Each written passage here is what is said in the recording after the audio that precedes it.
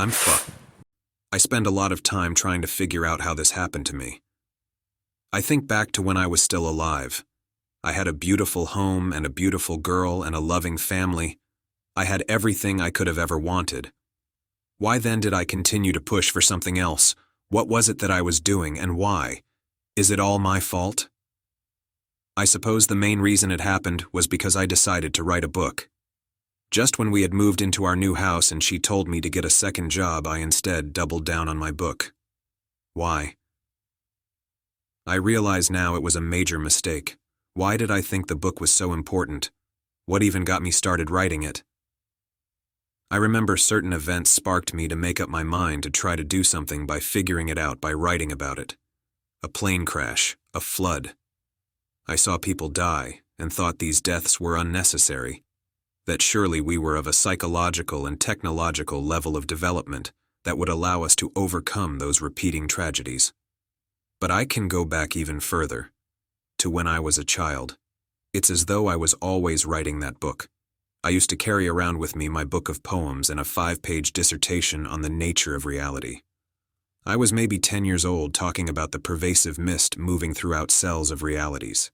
Sometimes we are just made to do a thing and we can't escape it. We're born doing it. But now I curse it all. What once seemed like gifts of creation have been turned against me, and I sit alone left to wonder what went wrong. I see how my good intentions were twisted and used against me. My desire to understand and help solve the situation led to my vilification. But, on the one hand, it is my fault. I kept pushing for something else instead of focusing on what I had. Why did I keep pushing? I guess I thought it was my calling and I had bad time on when I chose to double down on writing a book about my ideas.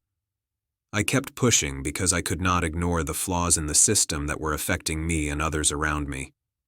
I could not overlook the homelessness. I could not overlook being fired from a job for something trivial and having my living conditions directly affected. The society just seemed perpetually immature to me.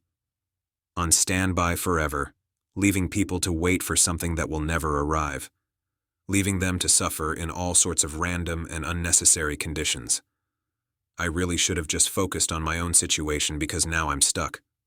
Now I have lost my family, and there is only the pursuit of things that lead to nowhere. Although I still can't help but think to myself that I have the answers to literally just about everything. Boastful, I know. But that's why I'm here doing this now. That's why I went so far and became so consumed by this project. A single afternoon of brainstorming, and I thought I could work out solutions to long-standing problems. This is not miraculous or hard to do. It is the use of reason, logic, and innovation to find a solution. I noted a long time ago that those in power in this world are not doing that. They are not using their time and power to come up with mutually beneficial solutions to ongoing reoccurring problems. Why is that? Well, the reason seems to lead to deeper and deeper levels of corruption, until you find an animal network that not only doesn't have your best interests in mind, but its solution for things is to kill you. It becomes this huge waste of personal time when you find that your life increasingly gets taken up with forced interactions with this thing as it stages scarcity and incompetence. Come to find out, this entire reduced state of existence is predicated upon us by groups that have been handing power down to each other through time in the form of mob rule that is backed by fiat, that is backed by physical violence. It is some pretty basic stuff going on here. Just mobs using power to get free stuff and a free ride. And now I am alone with nothing but a forced relationship with it. I remember back to when I was alive, to the last days in our new home. We were only there a few weeks. We put everything in her name. Major mistake. She went on a power trip almost immediately. I was young and inexperienced and did not see or understand the signs.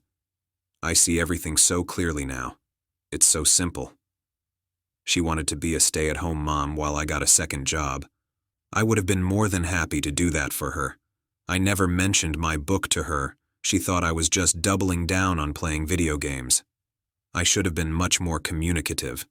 I do find it curious, however, as I do my Sherlock Holmes detective rewinding and replaying of my last few weeks in my home before I was murdered, to come across the clue of the time we rented a movie, and in the previews we watched the preview for Indecent Proposal. The premise of the movie is a millionaire offers a regular wage couple $1 million for one night to sleep with the man's wife.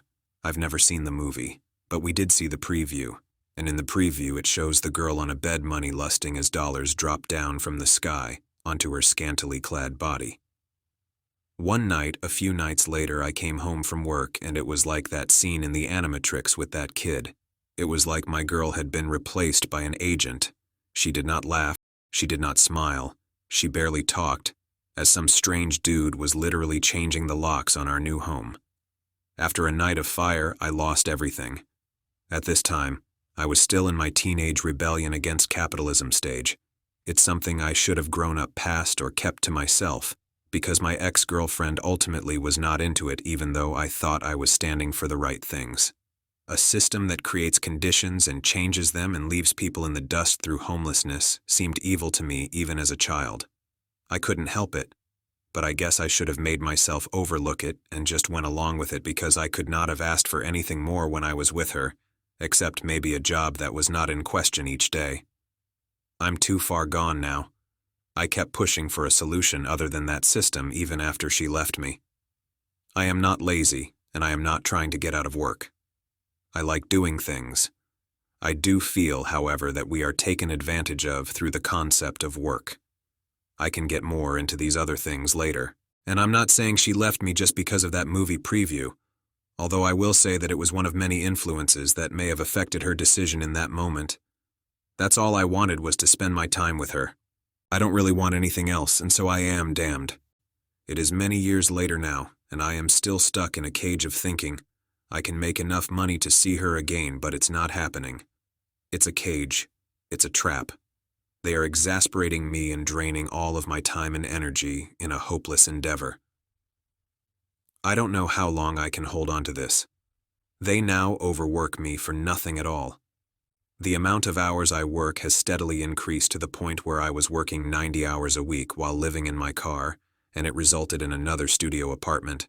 Decades pass, and once I reach a goal, they have altered the economy with inflation, so that once I finally get there, I basically have to start over. Again, and again, and again. And so this is essentially my I don't want to do that. And I don't want to do this, I don't want to make a channel or share anything, I like my privacy. But it's as though we are being forced into confrontation with the system.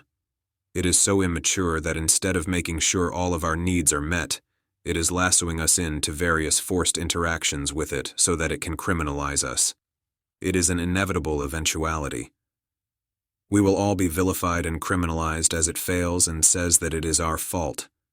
It is a mob using the power of mob rule to point fingers and determine reality, as its prior failures go unmeasured. We shouldn't even be in this situation to begin with.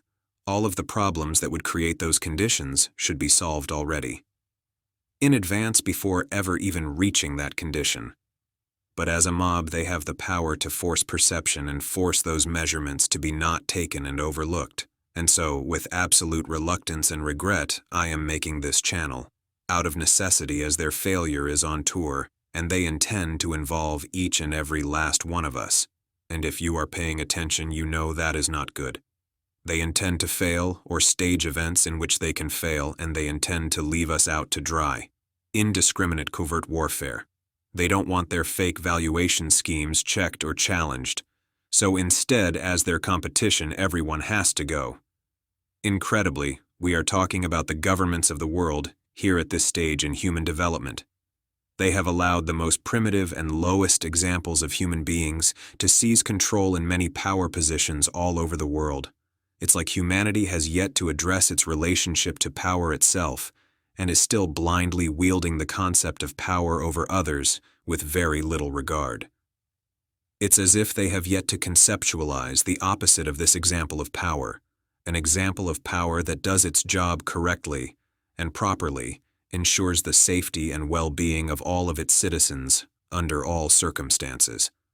They literally cannot do that, so they intend to fall back on the plan that is in line with their true desires to begin with, and that is just to get rid of everybody. Pathetic failure. And yet I am the failure for so much as suggesting challenging such a thing. It's true. It was a mistake. I should have focused entirely on family, and I should have never had so much as an inclination to get involved. I'm too far gone now. I kept brainstorming and I kept working on those ideas for years. I always had a job, so I don't want to hear it, although I could have had multiple jobs the entire time instead of continuing to write that book and make those videos. Now I'm stuck. It's like being in hell. I will never own a home and I can never retire. I am the definition of a slave. Everything they have presented goes against my principles. It is a violation of what I believed. My ex dumping me onto the street at the height of our lives has left my heart burning. I can't sit still and I can't concentrate. But I still finished that book. I still kept faith after I lost all faith. I kept on after losing my reason. And now the hour is very late. Feel free to cancel this channel at any time.